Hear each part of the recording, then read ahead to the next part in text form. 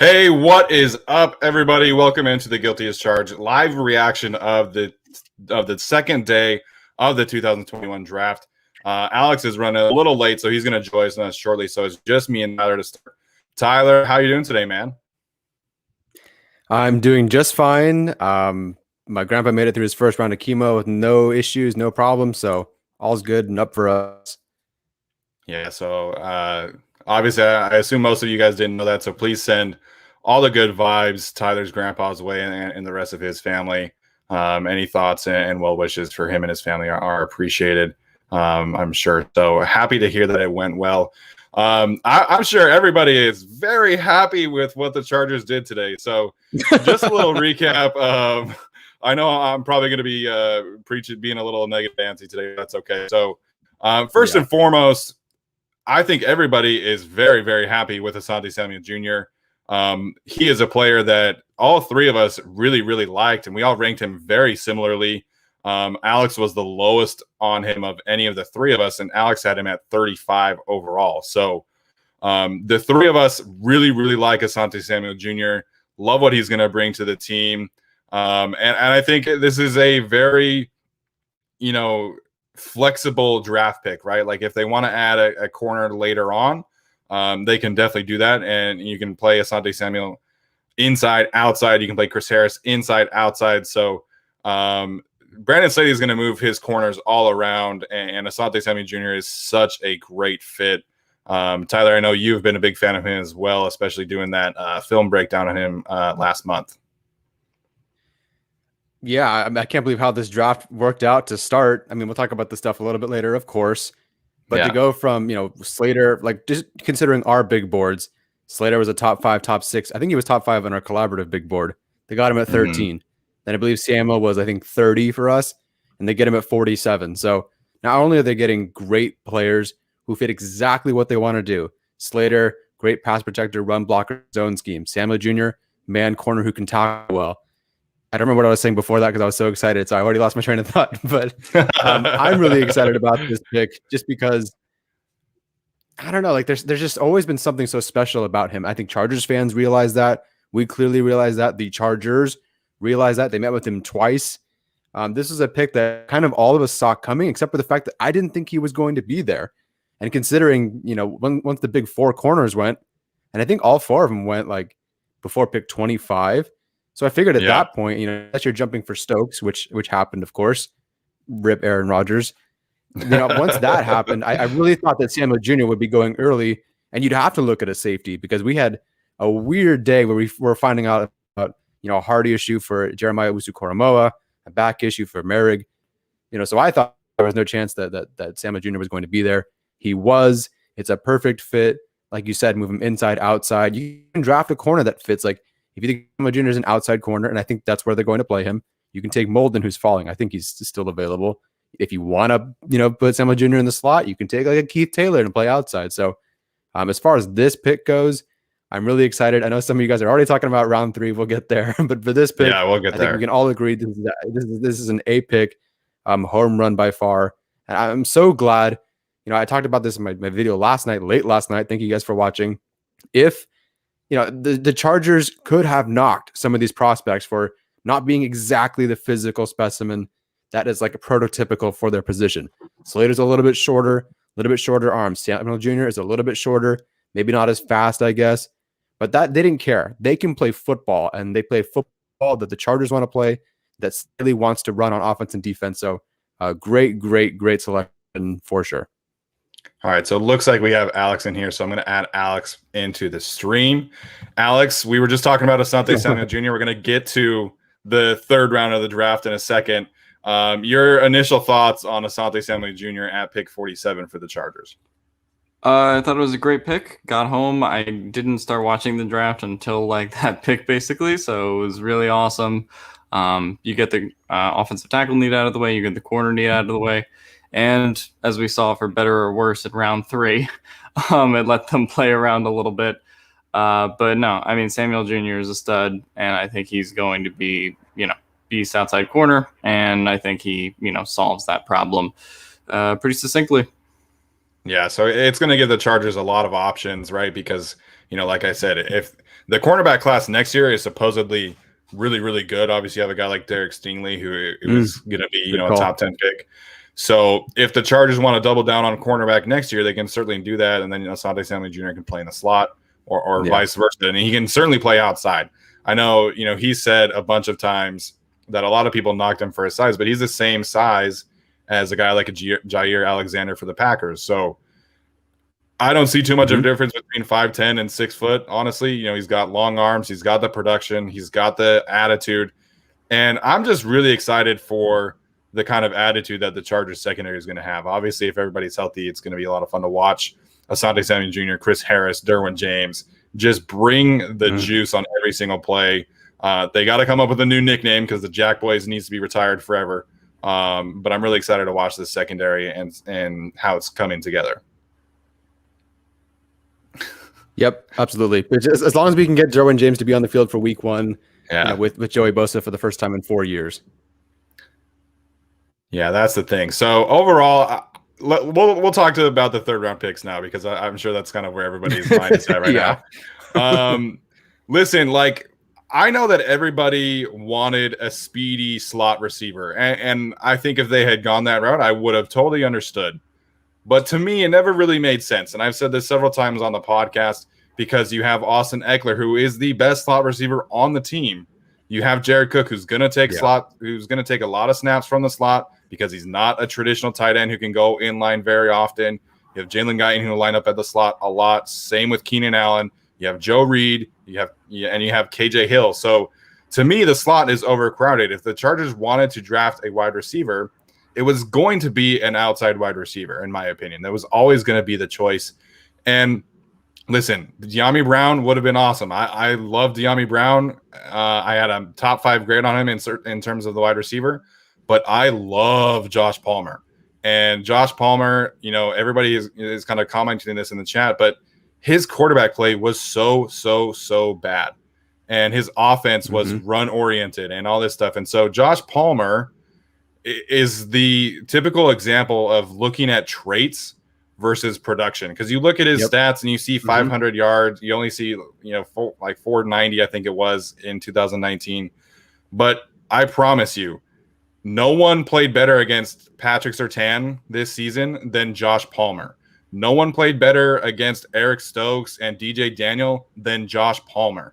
So Josh Palmer is a dog, and he is going to be a great player for this team. He's a great fit, and he's Mike Williams insurance. So we know how often Mike Williams misses games, and we know how important that has been to the Chargers. So Josh Palmer is a very good pick, and a lot of people saying it's a reach. I don't think it's that big of a reach. I said in my video when we did the sleepers, it felt like you could get him in like the 5th, 6th round. But Jim Nagy and several other reporters said that he had a lot of fans in the league because of those performances against Alabama and Georgia. And then he went down and crushed the Senior Bowl. So it's not a reach. It's a good pick.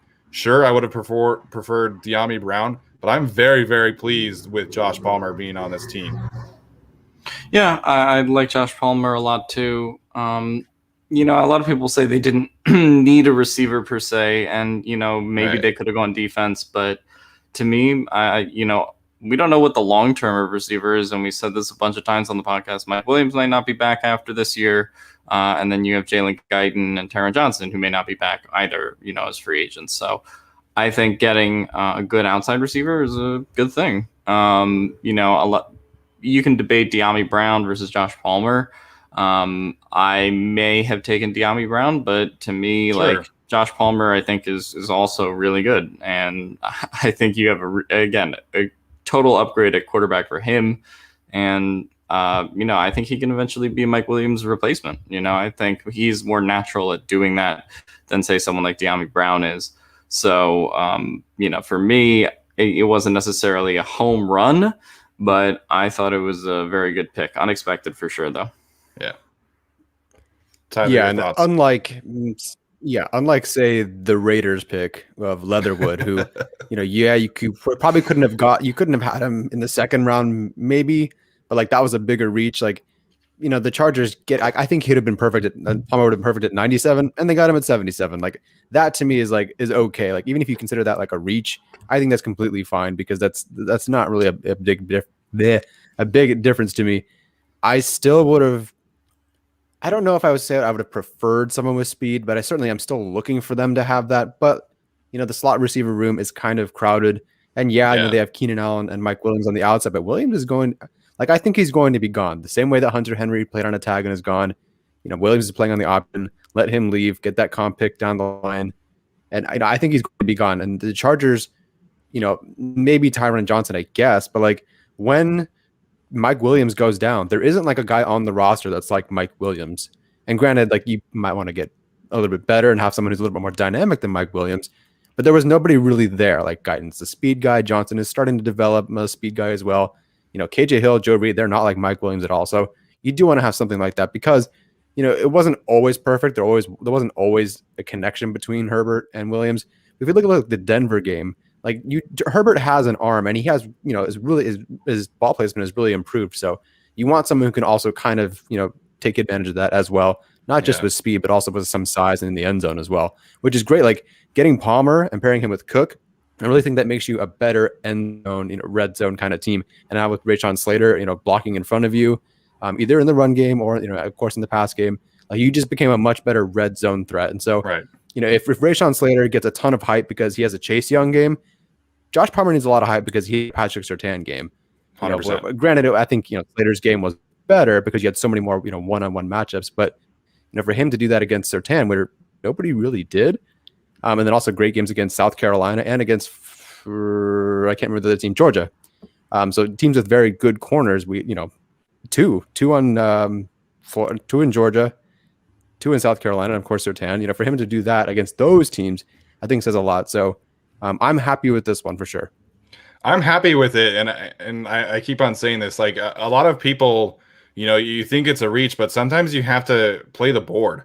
And while we were kind of thinking all of this run on receivers was going to push defensive player to the Chargers' lap at 77, that also means that there are less receivers to choose from. So maybe they could have taken him at 97. Maybe someone else would have taken him. You never really know at that point. And so I'm fine. You bet on his traits. And like we've always said, the draft selections of Joe Reed, KJ Hill, and Tyron Johnson and Jalen Guyton should never have stopped them from taking another wide receiver. 2 of those players never saw the field last year, and the other 2 are free agents after this year. So I understand people might be a little unfamiliar with him. They might think of it as kind of a luxury pick. But to me, Josh Palmer, I'm very happy with this pick, and I think it's going to pay dividends for this team. Maybe not this season because of Mike Williams and Keenan Allen and Austin Eckler and Jared Cook, but Josh Palmer is going to bring some value to the team this year, and then next year I think we'll see Josh Palmer take a big leap up for his sophomore season. Mm-hmm. Alex, go ahead. I totally agree with Josh Palmer. Now, the reason my name is 2 out of 3 ain't bad is because I can't defend the Trey McKitty pick. Look, I don't want to say the pick sucks, but it kind of sucks. The only thing that Trey McKitty can do is block. I mean, and I now what I said pre the draft was the Chargers need a blocking tight end, but they got a guy who can only block and doesn't have much upside elsewhere. I get the whole bet.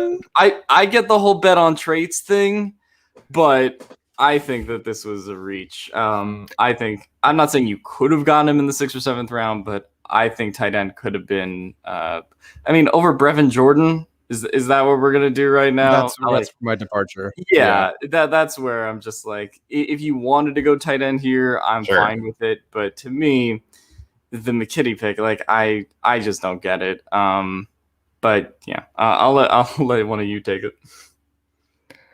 So it's not going to be me. I preferred Brevin Jordan too, right? Like Brevin Jordan, but he's sliding for a reason, and he tested, very poorly at his pro day. So maybe that's kind of why. But I disagree strongly with Trey McKitty being only a blocker because I think he's more of a pass catcher, as Jorge Rodriguez just said in the chat.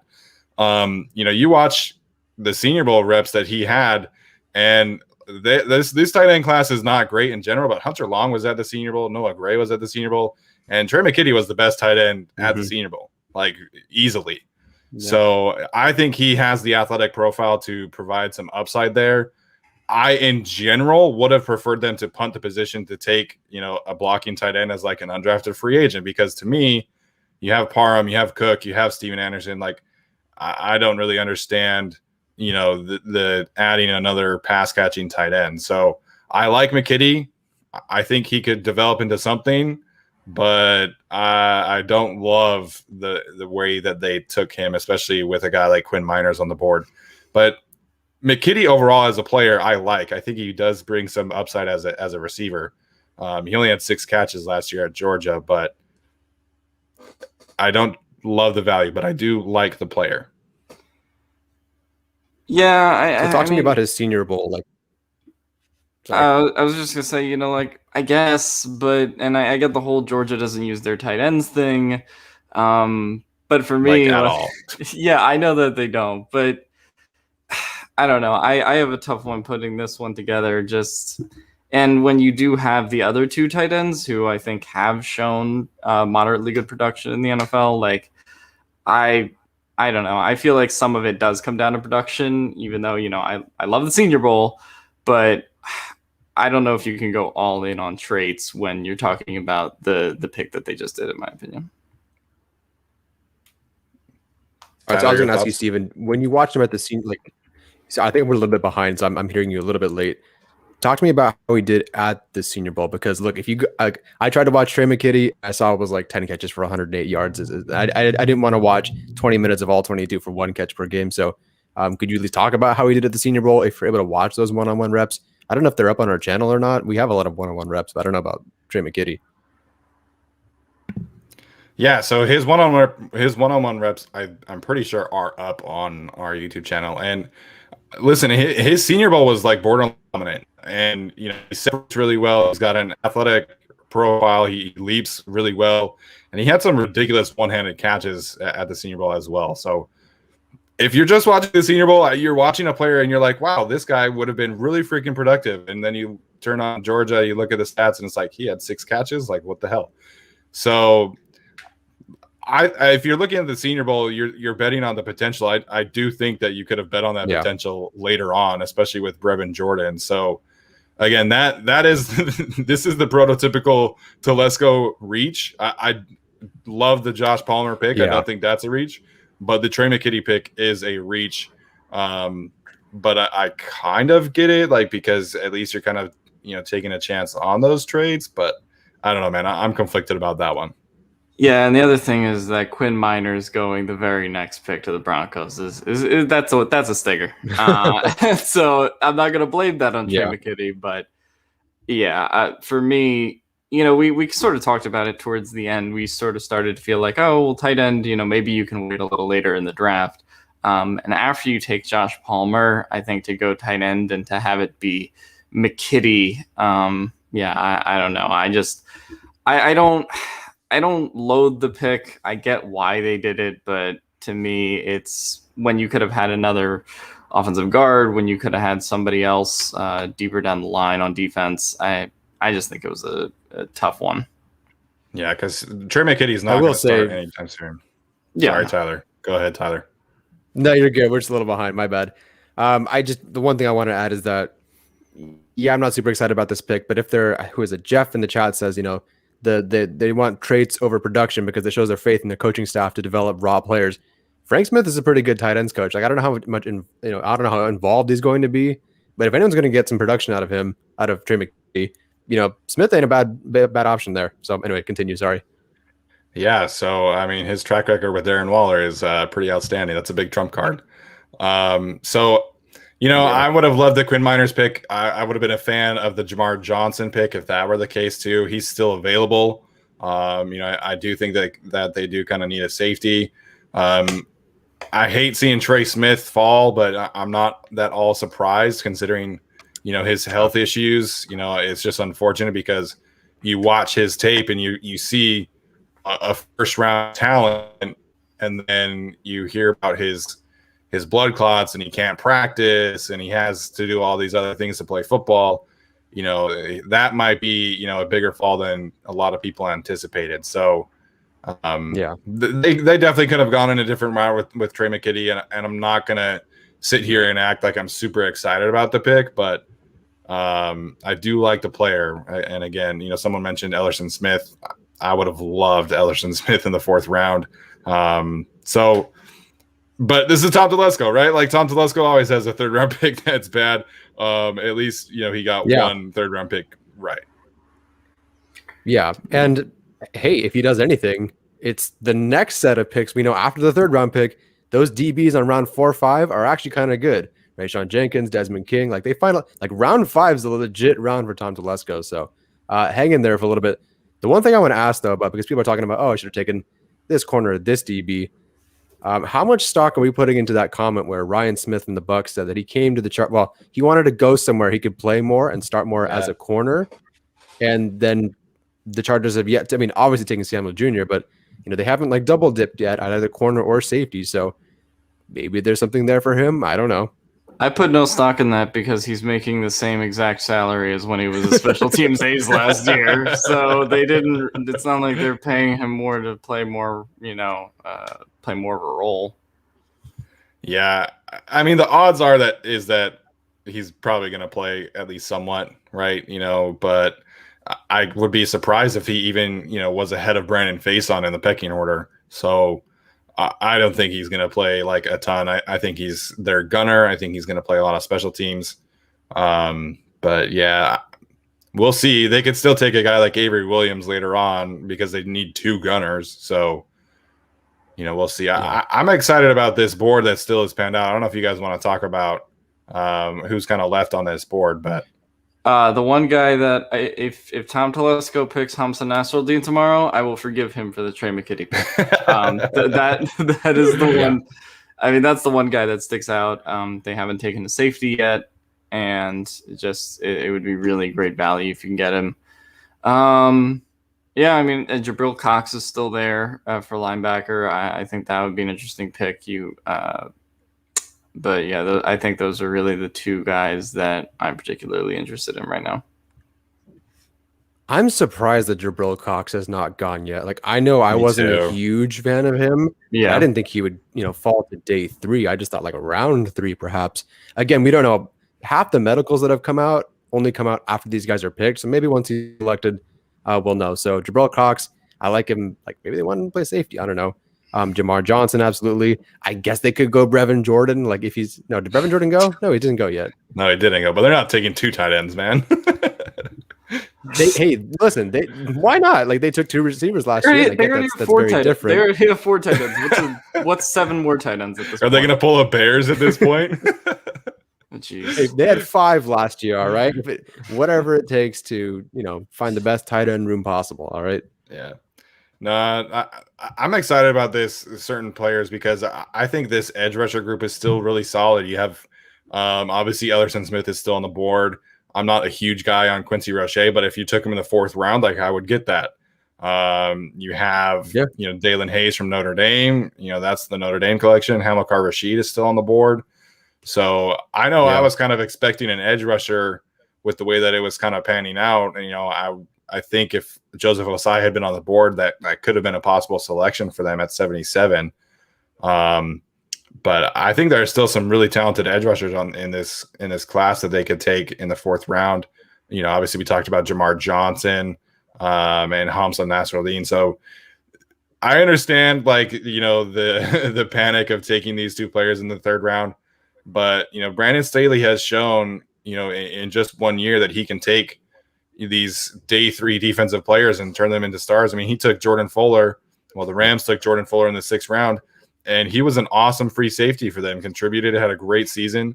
So maybe that's kind of the thought process here is we all expected them to go defense heavy early to get starters, but maybe Brandon Staley is showing, his faith in the way that his coaching staff can develop these day 3 defensive players. and get some starters in the later rounds. Shelvin also still out there. Yeah. I was really surprised at Aleem McNeil and where Aleem McNeil went. Mm-hmm. Where did he go? Yeah. No. Third, right? I thought he was in the second. Let me look real quick. He went to the Lions, I think, in the third round before the Chargers picked. Oh, okay. Interesting. Yeah, Aleem McNeil went round 3, pick 8. So yeah, that's okay. Let me look at the undrafted defensive tackles. So undrafted defensive tackles, you have Bobby Brown. Sorry. That's okay. We're like super off sync, but that's all right. Yeah. Undrafted defensive tackles, you got Bobby Brown, Tyler Shelvin, Jay Tufele, which is kind of surprising. You still have got Davion Nixon, Marlon Tuipulotu, who we interviewed, Kairos Tonga, Tommy Togiai. So they still got some defensive tackles that I'm not like super interested in, but if they want to go that route, this is now time where I get to rant about the fucking Green Bay Packers passing on Creed Humphrey and allowing the best center in the draft to fall in the lap of the Kansas City Chiefs. What the hell? That's not fair. Do we not like elite center prospects, NFL teams? Like, this is absurd. The fact that Creed Humphrey was a late second-round pick is so fucking stupid. I was so mad. Like, I know everybody's mad about Trey McKitty. The worst thing that happened today was that the Chiefs got Creed Humphrey. I'm so upset about that pick. Anyways, that's my rant. You've been holding that one in for the last 25 minutes. I have. I was being patient. But, I mean, geez. So upset. Someone said in Who did Green Bay take again? They took Josh Myers, dude. Like, they took a worse center. Like, way worse. Nobody had Myers that high. And they took fucking Josh Myers. No. Someone said in the chat that this is the worst day 2 in Chargers history. I will remind you that there was no day 2 last year. 0 picks day 2. So there's that. And Trey Pipkins. So Craig Mager, Chris Watt, Max Turek, rest in peace. I mean, it's been worse. Pretty. Yeah. If one Trey McKitty is all I have to take, then I'll take it. Well, I will say, in terms of Josh Palmer, like, he's gonna play. Like, this is not gonna be a Joe Reed or KJ Hill where he's sitting the bench. Like, you're playing a 3rd-round pick over an undrafted free agent, and you're playing a 3rd-round pick over a 7th-round pick. So Josh Palmer is gonna play. So we'll at least see him, and we'll know, pretty quickly, I feel like, if he's a good player or not. Joseph Smith wouldn't like your cursing, Steven. Hey, man, when you're angry, you get to curse. That's how it works. Josh Palmer, I'm psyched for Josh Palmer, honestly. I mean, everyone has said, how much I like Patrick Surtain and all that, despite the fact that I hate John Elway stealing him from me. But, I think that he's going to be good. He's going to play a role on this team. And, if they're really considering converting Joe Reed to running back, and who knows how much KJ Hill is going to play. Like, wait, is that a thing? I don't know if that's a thing, but people have just kind of speculated about that. But okay, I don't know. I think that Josh Palmer is a guy who can make an impact right now, whereas the guys they took last year are like, well, maybe they'll pan out, guys. So I think that that's kind of the difference when people talk about this being like a full receiver room. It's like, I mean, it's deep, but I don't know if all of those guys are really like impact guys is the thing. There's a lot of bodies. I don't know if I would say that it's like a lot of talented bodies. I will say this about a certain roster at one point in young GM Tom Telesco's career. As far as the receiving room went with receivers and tight ends, they had the freak, but oft injured Denario Alexander, Vincent Brown, Seiya Tutu, Malcolm Floyd, Antonio Gates. They had taken Ladarius Green. They signed Eddie Royal. And what did they do in the 3rd round of that year? They drafted a receiver named Keenan Allen. I'm not saying that Josh Palmer is the same prospect as Keenan Allen, but they've had a room that was kind of crowded with some guys before. Took a receiver on day 3, gambled on some traits, and it worked out. Yeah. And like you said, you're not comparing him to Keenan Allen, right? Because it's a very different skill set. Josh Palmer is more of a deep intermediate route runner than Keenan is. Keenan can do everything, right? But he's been more of a short range technician. So I know, like, one of the things that has kind of, or at least kind of surprised me today, is that they didn't take an offensive lineman to challenge Ode Abuji. So that's kind of something that they hinted at. They wanted to bring in some competition.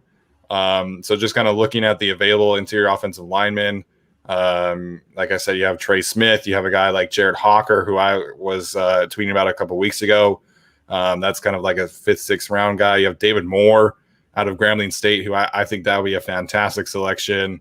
He's only 6'1", but he's got like 35-inch arms. The dude's length is crazy. You have Alex's sleeper Sedarius Hutcherson from South Carolina. So that they still have some options, right? Like, I think, we all get so caught up in the moment of like these picks happening, but there are still 3 more rounds. Like, they still get more picks to make, or 4 more rounds rather. And so, there are still options on the board, and I think there's still very talented players. But they got Slater and they got Samuel, and that was a great start. Yeah, I guess, do we want to kind of break down some of the surprises of the draft so far? Anything that stuck out to you guys? Well, I think the bombshell that kind of happened. You forgot most of it. I think the bombshell that kind of happened today was that the Texans, with their first pick in the draft, took a quarterback. Yeah. So, man. I mean, I don't know that this legal process with Deshaun Watson is going to take a very long time, I feel like. But to me, that said, like, okay, like, we have our insurance policy. If Deshaun Watson gets suspended, then we're good. If he doesn't get suspended, then we can still trade him. And it was Charles Davis who kind of pointed out that the Miami Dolphins, in their trade back, they accumulated a lot of picks for next year. So if this process for Deshaun Watson takes a really long time, it seemed like the Dolphins is still in a good position to potentially trade for Deshaun Watson. How much drywall do you think Kirk Cousins punched when they took Kellen Mond? Probably a lot, man. Apparently RG3 was saying that Kirk Cousins is definitely going to be pissed about this pick. So I was surprised that it wasn't Davis Mills, just because that kind of fits more of like the mold of who Kirk Cousins is. Right. Kellen Mond is a very different kind of quarterback than Kirk Cousins is, but I mean, you got to take your future quarterbacks when you have a guy like Kirk Cousins. That's definitely not something that should prevent you from adding to the quarterback room. For sure. Yeah, I mean, just going back to round 1, I mean, the thing that really set this whole thing off was the Broncos going through Tan, and then that kind of allowed the Chargers to get Slater, and played into everything else. So that's really kind of the moment of the draft for me. Couple of surprises. I didn't think Aaron Banks would go that early at 48. Who else? We talked about a couple of the injuries already. Radoon being like the last of that group to be taken after getting so much first round buzz is certainly interesting. Brevin Jordan falling. The Rams using their first pick on a receiver that's me minus 40 pounds and like 2 inches is pretty funny. Oh, the Chiefs took Nick Bolton. Oh, that's horrendous. They give him an A for that. I mean, he's not terrible. It's just wait, who gave them an A for that? Sporting News, whatever that even means. But they had a list of the whole draft, so I'm just going through it real fast. Mayfield as a guard, I know that didn't surprise Steven. I certainly didn't think he was all that athletic, so that makes sense. Yeah. It's pretty much. I'm surprised Davion Nixon has not been taken. Like I didn't like him that much, but I didn't think he'd fall this far. Although we've been pretty on point so far about. I don't think any of us had a first round grade on an interior defensive lineman, and none of them went in the first round, and they're certainly falling. So, yeah, on that one. Oh, one of the things that really surprised me was Pete Warner to the Saints in the second round. The Saints have an amazing track record in the second round, but Pete Warner, like, I mean, if you're taking an Ohio State linebacker, I would have much preferred to take a chance on Baron Browning. So the Pete Werner thing was a surprise to me as well. And just the way the linebackers have panned out in general, right? Because you had Nick Bolton, Pete Werner go ahead of a guy like Chaz Surratt and Jabril Cox. So, we hear all the time, the NFL linebackers, you've got to cover, you've got to be able to chase and run. And then the NFL takes a player like Nick Bolton and Pete Werner ahead of a player like Chaz Surratt. So the way that the linebacker position in general today has kind of been confusing. I thought Pat Freiermuth to the Steelers was a little bit surprising just because I felt that they needed some offensive line help in that spot. I mean, I guess they got Kendrick Green the next pick, but that's kind of a dart throw. And so, yeah. Tutu Atwell to the Rams was also surprising because I'm like, I mean, this is Cooper Kupp, so why would you want another Cooper Kupp? That was kind of my initial thought with Tutu. I mean, he's more athletic, but I do feel that he's a bit redundant in that offense. But I think he'll still kill it. And then the Buccaneers with Kyle Trask, I guess that was weird, but okay. Yeah, so apparently Sean McVay called Tutu Atwell Deshaun Jackson Jr. So I guess he's kind of thinking of him as a deep threat and not necessarily as like a gadget guy. So, I mean, we'll see. But yeah, the Steelers, man, I don't know what the hell they're doing. Did the Steelers and Browns swap front offices recently? Because perhaps the Browns, they've been crushing it, man. They get Greg Newsome, they get Jeremiah Owusu-Koramoah, get to end that slide. Apparently he's got a heart issue. I didn't hear anything confirmed about that. Yeah. But I mean, you look at this Browns defense, right? They get John Johnson, they get Troy Hill, they get, what's his name? The LSU safety who got hurt last year. Well, Clowney too, but they had Grant Delpit. Grant Delpit, who they drafted in the first round. They'll get him back from injury. So this Browns defense is going to be legit. They'll get Odell back, and hopefully they'll figure out a good way to use him. They've got a great running back tandem. They got a great offensive line. The Browns honestly might be the second best teams in the AFC, which is crazy to even think about. At worst, I think they're the third behind the Bills. So this is such a weird world living in where the Browns are a contending level team. And, oh, man, it's just, you look at what's happening in the rest of the AFC North, and it's just weird. Well, so, go ahead, Tyler. I don't know anymore. I'm just reading the comments, and there's a bunch of ones I want to respond to, but they're all kind of just mix and match. So, well, if you see a comment that you want to respond to, man, respond to it. Oh, where'd it go? Y'all commented too fast. Yeah, Carmen in the second round. Ojulari dropping. What was I gonna say? Dang it, where'd it go? You guys just keep talking. Christopher Concepcion said that I guess Brandon Staley was talking about Trey McKitty wanting to play on the line of scrimmage. Obviously we're not listening to that press conference, so we'll have to go back and listen to that. But yeah, we'll see. I can't imagine that Trey McKitty is going to play a whole lot this year, unless they're really low on Donald Parham. But I would be shocked if Trey McKitty caught more than 10 passes this year. How much did the Rams Rams? Well, no, I guess. I mean, Shanahan uses use check quite a bit, but how much do they use an H-back, or how much do these a Gabe Neighbors type is what I'm asking? Is his spot the most in jeopardy?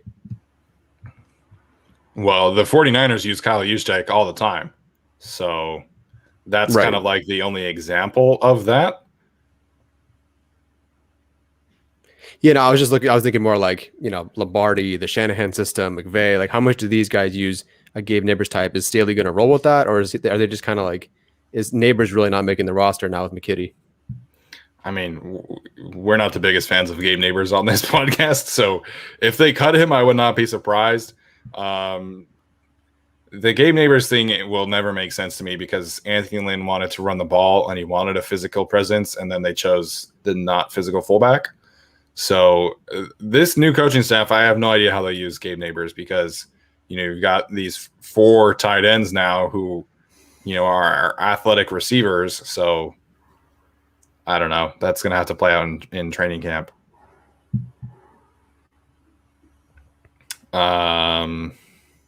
Yeah, so if you guys have any questions in this chat, there's a lot of you in here. So if you have any questions, please let us know. We'll take some of those unless you guys have any other thoughts on what the Chargers did tonight or any other draft picks that stood out to you. We don't hate Gabe Neighbors. It's just a big old fart at the we don't hate Gabe Neighbors. It's just kind of funny to say that we do. We don't actually hate Gabe Neighbors. We just love Bobby, or I love Bobby Holly. Alex wasn't there for that, so I don't know where he stands in all of this. But yeah, look, I'm excited for tomorrow. There's so much talent left, and we'll see. I'm pretty sure my stance on that was I don't care about fullbacks.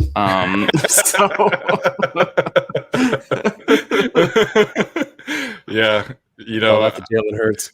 I think honestly, like the thing that really sold me about Bobby Holly is that they let him take number 41. And so when they let him take number 41, I was like, I was like, damn, he's gonna make the roster. Like he's gonna be a stud. And then they cut him. So, but yeah. So a bunch of people have asked if this means Mike Williams is gone after this year. Mike Williams being gone after this year has always been possible. He's going to be expensive. He does have, the $15 million option this year. His contract yearly average is not going to be $15 million per year.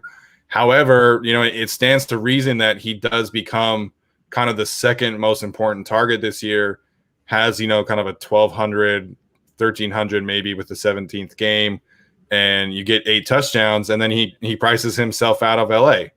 The first thing that he has to do, though, is stay healthy. And if he stays healthy and produces, the Chargers are not going to be able to afford him. So, yeah, Mike Williams leaving is a possibility, but, we have to wait and see how that pans out.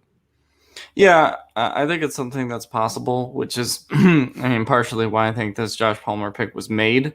But I don't think there's any, signs. Until we see what the full 16-game season is for him and how he's playing, I don't think there's any definite sway either way as to whether he's here or gone next year. Is ASJ starting outside? Yes. Daniel Popper seems to think that they'll start Chris Harris in base packages on the outside, maybe kind of ease the, back then he's eased the rookie cornerback into things. So that's certainly a possibility, but I would expect Asante Samuel Jr. to play on the outside and Chris Harris to play on the inside whenever they go into nickel, which they're going to be in nickel basically 70% of the time. That's kind of the Staley Fangio system. It is basically formed around a nickel defense. Yeah. Ask that next question. Which one? The one after the one you just read about a certain podcast not liking the picks. Oh yeah, I'm sure I have a guess who that is. I'm not really going to comment on that though. Oh, well, I will comment on the fact that for me with Palmer and McKitty, well, particularly with Palmer, it's not necessarily the player, just the position. I think it would have been better to go somewhere else at that point. I don't dislike Palmer at all. The McKitty one, I'm still not a fan of, and I'm reading that he had a knee injury, and that he's not exactly a clean prospect with injuries as far as that goes. So I can't really justify that one. That one's definitely the worst one. Right. Riley said, "What about the Broncos taking Javonte Williams?" That is some sweet, sweet irony for Melvin Gordon. I think that's hilarious. But the Broncos are having a very confusing draft. So the Broncos, I don't know if anybody else, if people missed this, but they apparently loved Justin Williams, but they just like Patrick Surtain more. That's fucking stupid. If you love a quarterback, you take him. But that being said, I'm very grateful that they took Patrick Surtain because that allowed Rashawn Slater to be on the board for the Chargers at 13. I'm convinced that if the Broncos had taken Justin Fields, Rashawn Slater's probably wearing a different color of blue. He probably would be a New York Giant. So thank you for not taking Justin Fields. But what a fucking idiot. Yeah. See, I don't know if I would go that far because I've kind of been saying Patrick Surtain is going to be like an all-pro corner. So, can I really say that just because they didn't take Fields that I would hate it? I definitely get it positionally. If you love Fields, then I think you have to take him there. But I don't know. I mean, the guy they got was pretty good. Steven said Justin Williams, not Justin Fields. Did I say Justin Williams? Yeah, you did. Still a better running back than Melvin Gordon. Yeah, I combined Justin Fields and Javonte Williams into one. I'm sure Philip Lindsay was giving them shit on Twitter. That's hilarious. Nick S., thank you for the super chat. Again, that is enabled. So if you guys want to make sure that we answer your comments, you can definitely use that. Someone mentioned Tyrod Taylor in Houston, so now they have Deshaun. He doesn't deserve it, man. They have Ryan Finley, and now they have Davis Mills.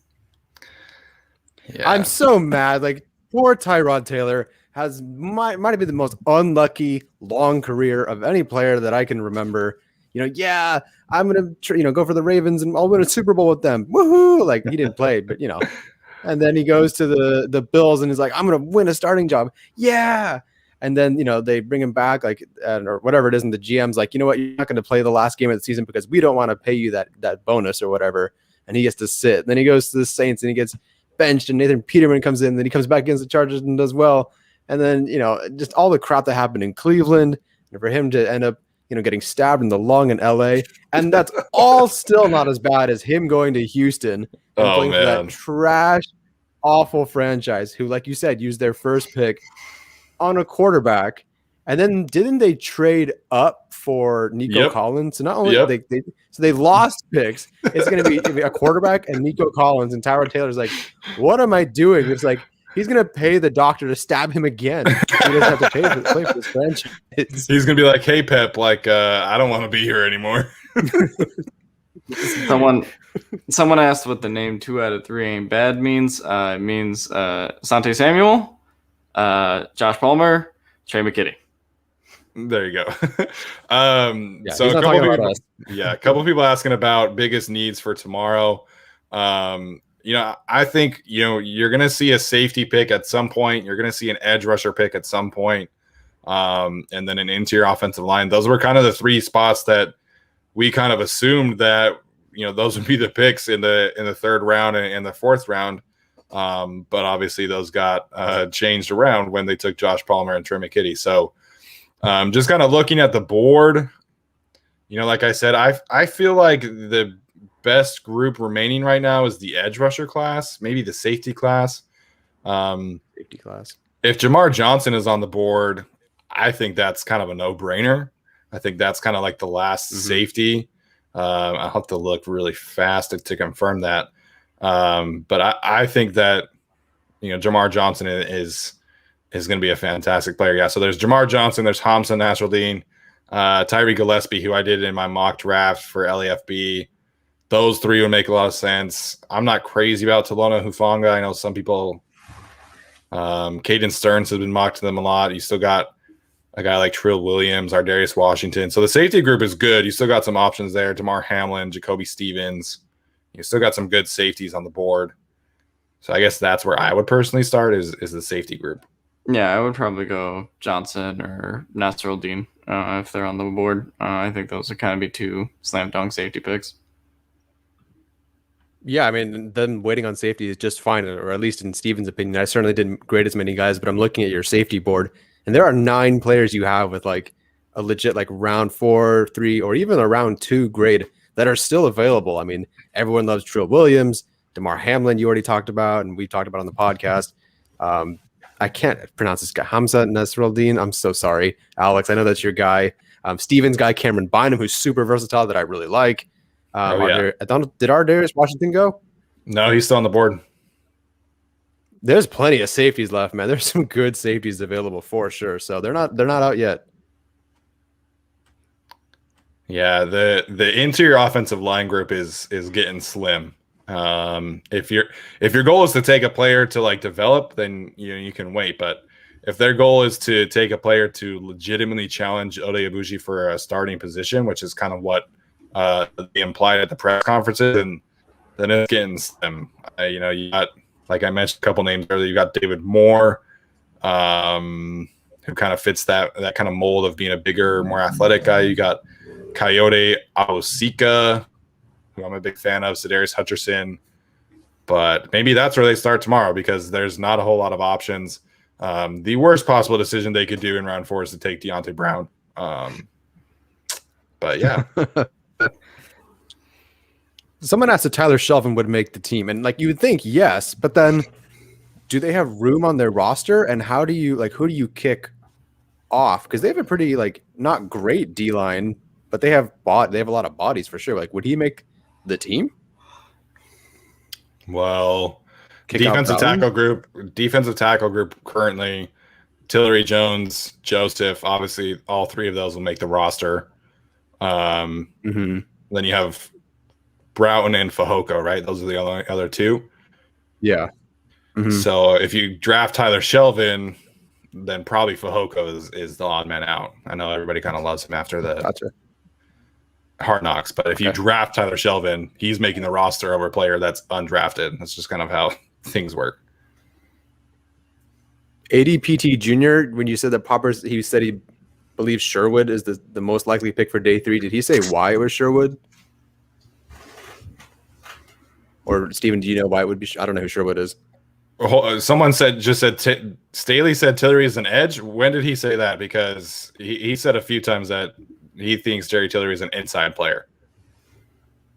I think initially, so I was kind of confused about that too. I think initially he referenced Tillery playing, well, Anthony Lynn and or Bradley or someone towards the end of the season said, yeah, Tillery playing edge. I think Staley initially in his first conference talked about him playing edge. Then the most recent one, he said that yeah, Tillery's our inside guy. So I think we are currently at Tillery being an inside guy mostly. So it looks like we had some people just kind of join in. This draft day was Cheeks. Palmer McKitty won't make a difference this year. Not happy. Listen, Josh Palmer is going to play you guys. Like they're not going to play Tyron Johnson and Jalen Guyton exclusively over a player they just invested, the 77th pick in. Like Josh Palmer is going to play. I know Brandon Staley said that he values competition, but you're not drafting a guy in the 3rd round if you're not going to play him. Micah Anderson with a Cincy Bearcats tackle, James Hudson or Deontay Smith be good picks in round 4 or 5. They could certainly double down at tackle. I think Deontay Smith has the versatility to play guard as well. I was a big fan of James Hudson's film. Unfortunately, he tested very, very poorly. He did play well at the Senior Bowl, and Tom Telesco just drafted 2 players who played well at the Senior Bowl. So I guess I could see either one of those things. I would kind of prefer Deontay Smith at this point because he does have the versatility to play guard. Craig Smith, I'm taking heat out here for being a McKitty fan. I like McKitty too. I just don't. I don't understand the value of taking him at number 97. But yeah, I like McKitty the player. Just don't like the value. Steven, can you go ahead and recap Josh Palmer's skill set? A couple of people are asking. Yeah, let me pull up his report that I wrote for him. Yeah.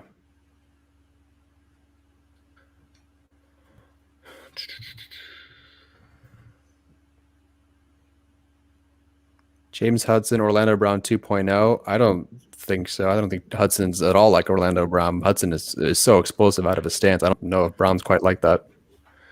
Yeah, see, we were everyone should have expected Orlando Brown to test poorly. Like he's not like a crazy athlete, but James Hudson showed athletic traits, high level athletic traits on film. So that's one of those where you have to go back and watch like where the testing doesn't match the tape.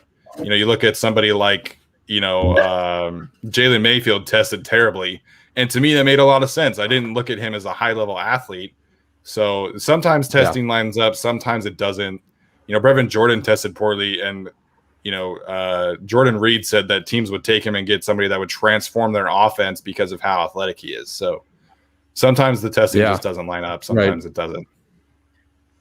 I'm curious if Brevin Jordan not testing well has something to do with some sort of injury, and that's also why he's falling. Because on tape, I didn't think he was as poor an athlete as his awful RAS score ended up being. So maybe there's something lingering there. I don't know. I'm just surprised we didn't hear about it so far. All right. So here's what I wrote about Josh Palmer. I said, was really excited to watch Josh Palmer's film after watching him dominate practices at the Senior Bowl. In Mobile, he showed off his versatility to win in a variety of ways. He's listed at 6'2", so he's got good size, but really knows how to use his frame. He bodies defenders up really well and has great hands, so he can snatch the ball away from them. He's not just a contested catch guy. He's a smooth route runner who can separate with the best of them. Another thing he showed at the Senior Bowl. He really gave Patrick Surtain the business, and not enough people are talking about it. He's not the best speed guy, but he is a versatile route runner with great hands and the ability to be a contested catch threat. Sign me up.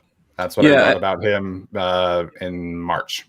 Yeah, I think the thing that people are talking about, like, you know, we've spoken about him like he's a Mike Williams replacement potentially, but like I do think he's a lot better route runner than Mike Williams is. 100%. Like Mike 100%. Williams is not the most dynamic in that case. So, you know, if they want to go ahead and eventually replace Mike with him, and, you know, I think it'll have a bit of a different role.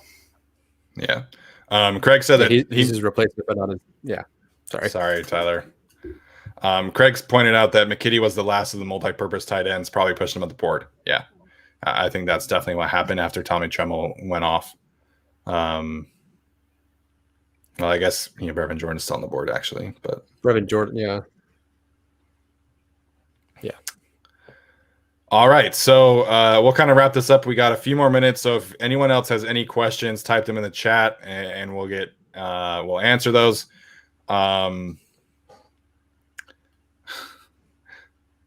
Someone said, "Just say TT fucked up the third round picks." Lots of efforts today, and I apologize for my role in that. I'm a big fan of the Josh Palmer pick. I'm just gonna say that I love Josh Palmer. Unrelated to the draft, what did you guys make of Derwin's fifth-year option being picked up today? Oh yeah, good call. Tyler, you want to start there? Yeah, I think it's hilarious that PFF projected that they would not pick up the former All-Pro and Pro Bowl rookie, almost Rookie of the Year, elite safeties option. Surprisingly, they did pick up his option. This is like an easy decision. Granted, that doesn't mean it's an easy decision to extend him in the future, but the fifth-year option, no brainer. Yeah, 100%. Yeah, and his fifth-year option also, like, you know, a lot of people will be like, oh, you know, it's a lot of money, but it's only $9 million because he's a safety, right? Like, so it's, you know, it's not the $15 million that you're going to be paying Mike Williams this year, which probably seems like a big number, but I don't think it'll be that bad for Derwin, obviously. Yeah, and I think, you know, if I would not be surprised if they work on an extension over the summer. I don't know how much leverage, you know, the Chargers would have, given that, you know, Derwin knows that if he plays really well, that he's going to get a huge contract after the next season. So, you know, getting a player like Derwin James, if he's healthy, for $9 million for a season is a no brainer. And like, that's just, you know, kind of the way that things pan out. But if Derwin James is healthy, man, like, he's getting an extension. It's going to happen. Do you think Tom Telesco was making these picks with Staley's approval? Yes, 100%. I guess we should also just go through, if we wanted to do letter grades, first four picks. I guess I'll start on this one. I would go Rashawn Slater A, Asante Samuel Jr. A-, and then I think I would go Josh Palmer B, and then Trey McKitty D+. Yeah. Okay. So I'm like on board with the whole A+ for the first two picks. 100%. I legitimately think the need, the fit, the value, the player, it all perfectly works. Josh Palmer, I'll give a B-. Not because I dislike the player. I just think they could have gone somewhere else. Some of the grade is just the fact that he wasn't this guy. And then, Trey McKitty. Okay. Yeah, I'll go with this is the part where someone's going to screen capture this one day, and when Trey McKitty makes the Hall of Fame, I'm going to be plastered all over the internet. So I'll preface it by saying that while I do see the value in what Trey McKitty could bring, and Steven and Craig make very good points, and I see where he could end up, D+. Way to preface it with all of that, and then slap us in the face with a D+. Yeah. That was a lot nicer than the, you know, blunt hammer I came in with. Listen, It's man. okay. Slater and Samuel in the first 2 rounds, that was the dream scenario. So that's an A+ and an A+ for me. Josh Palmer, I'm a much bigger fan clearly than everyone else. So that's like a B+ for me. I like McKitty as a player. I don't like the value. So that's probably a C+ in my opinion. So if they would have taken him in the 5th round, I would probably give it like a B-. But, taking him that early, I think it's a C+. F-, come on, man. It's not an F-. Come on. If we'll look back in a year, that is the one that we could definitely give an F- to in a year, but we'll see. All right, so guys, thank you so much for tuning into this. This has been a lot of fun. We're not doing a live stream tomorrow, but we are going to do our regular episode, kind of grading the whole thing. And it's, I can't wait to see who they add. Craig Smith pointed out that they've got Ellerson Smith on the board still. There's still a lot of good defensive players on this board, which is I think kind of why they took this route to take a receiver and a tight end. So I would expect a heavily focused defense tomorrow, but I'm excited so far. Alex, final thoughts tonight before we wrap up, and then Tyler after that.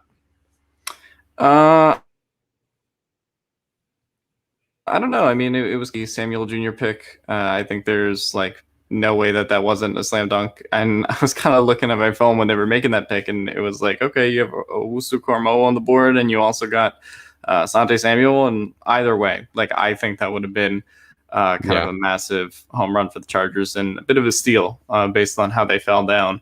So that part of it, I love. Obviously, I loved Rashawn Slater yesterday, which was incredibly fun. Josh Palmer, I like it and I get it. And I would probably say I'm more positive than most people on him. Admit that it was cheeks. Javier said in the chat. The Trey McKitty pick I cannot defend in any way possible. Sorry to Craig there, but the Josh Palmer pick, I will go to Steven on that war. And we will show up on Twitter, and there we go.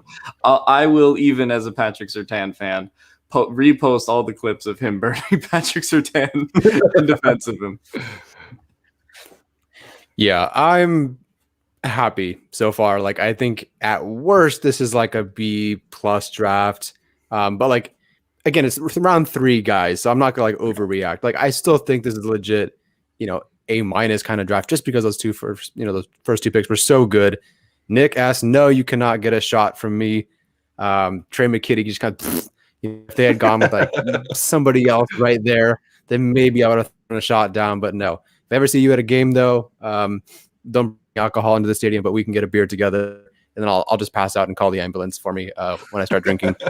As far as tomorrow, the Chargers got the Jim Thorpe Award winner in round 5, a couple of years ago in Desmond King. So, and that's the best defensive back in college football was there in the 5th round. So day 3, honestly, to me, after historically, after Telesco sold his soul to the devil for Keenan Allen, round 3 has been terrible. We know that. Now is actually pretty fun. Not only do I think they're going to get a very good defensive back or defensive player on day 3, which Telesco almost always seems to do, but they're also going to get a really good undrafted free agent at some point. I don't know who that is. We'll see who that ends up being, but someone will be a good undrafted free agent DB and a good undrafted or a good round 4 or 5 defensive player. So there's a lot to a lot to look forward to for sure. It's very exciting. What? Oh, never mind. Sorry, I was reading someone else's comment. I'm excited for tomorrow. I'm not watching it live. Just send me the picks when they get there. Yeah, I'm probably gonna go golfing in the morning. So day 3, it's the way that they do the draft. They always go back and talk about the first day of the picks and stuff like that. So it's not something that I'm super interested in watching. But it's gonna be interesting to see who they pick. I think last year a lot of people were very excited about the KJ Hill pick in the 7th round. So it's important to remember that the draft is 7 rounds. It's not just 3. So definitely really excited to see who they add. Again, thank you guys so much for tuning in. This week has been a lot of fun, crazy doing the 3 live streams 3 days in a row. But thank you so much for your support, and we'll see you guys later.